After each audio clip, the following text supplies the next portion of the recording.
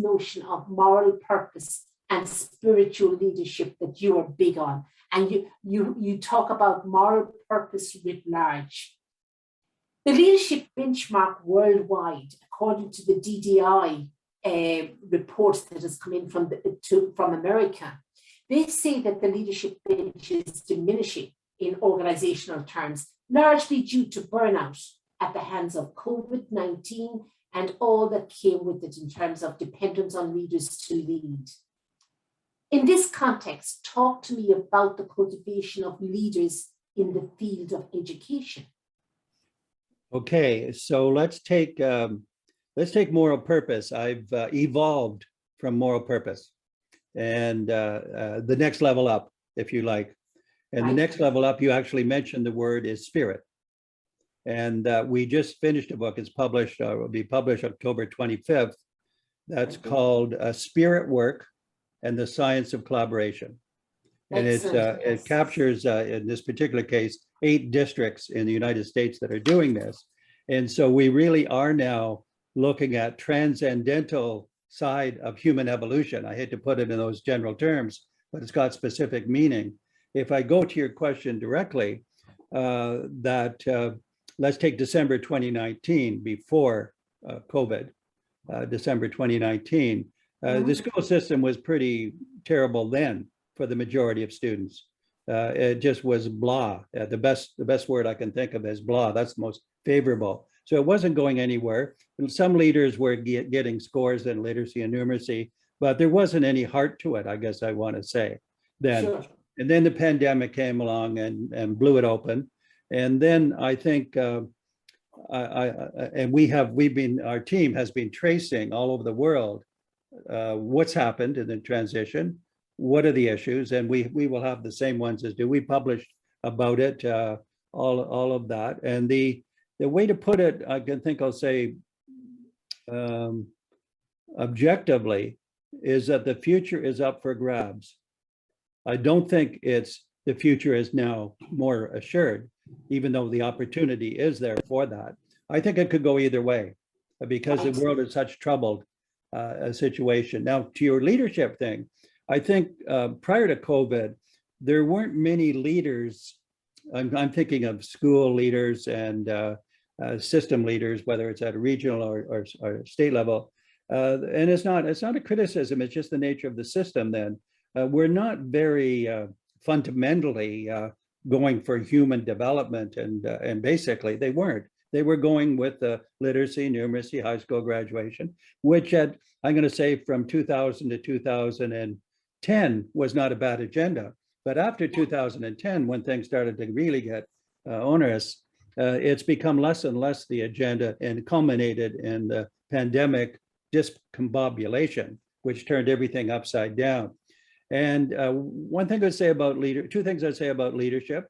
The turning upside down has provided opportunities for leaders who were inclined this way that I'm talking about, the human development leaders, to thrive and develop and step in under the worst circumstances, step in and find the road, the direction of salvation or amelioration or whatever.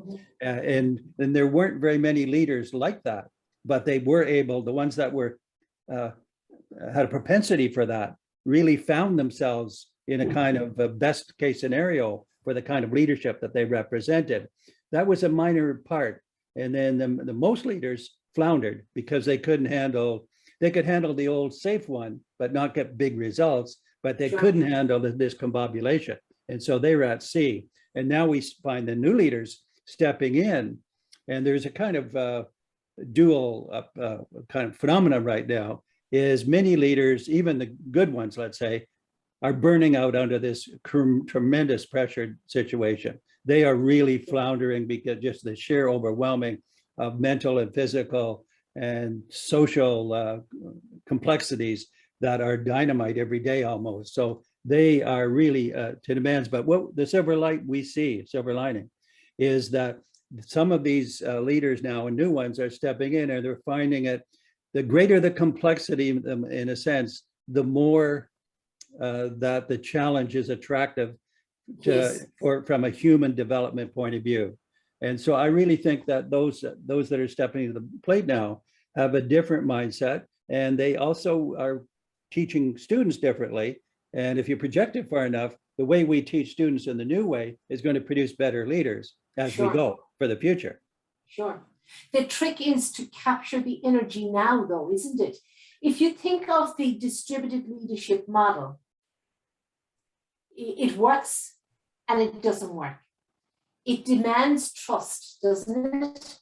And it demands full delegation when you're delegating.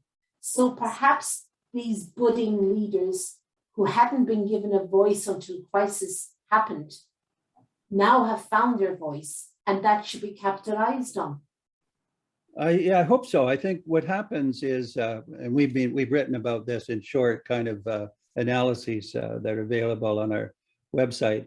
But one thing that's a predominant preoccupation in the US, for example, is how do we make up for learning loss? So we've lost all this learning. And we say that's the absolutely diametrically wrong way of thinking about the change. If you make up for learning loss, you try to reproduce a system that wasn't working in the first place. Yes. And so what they do is they squander and inhibit the development of the leaders that you're talking about. I'm talking about students as well. So that's one part that I never did. On the second part, I never did like the concept of distributive leadership. In all my 50 books, I've never written about it favorably because it has this connotation is that you democratize leadership in a segmented way that, okay, you do this or that, and you don't get the, what I call the systemness happening. You don't get the coalescing, and you get the individualistic distributed leaders, but you don't get the organization being different, because that requires a democratization of leadership, which is a different kettle of fish.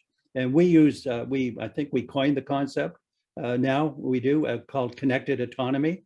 Sure, that's our yes. And the connected autonomy is that this leadership should come from all quarters. Now we have, with our new pedagogy, students who are learning about change and about the key learning concepts simultaneously, so they can be change leaders. We say we've never met a student young enough who's not a change agent, potentially. Sure. So I'm thinking, I'm thinking about 5-year-olds, but let's take 10 to 12-year-olds, fantastic resources where learning and change agentry is a two-way right.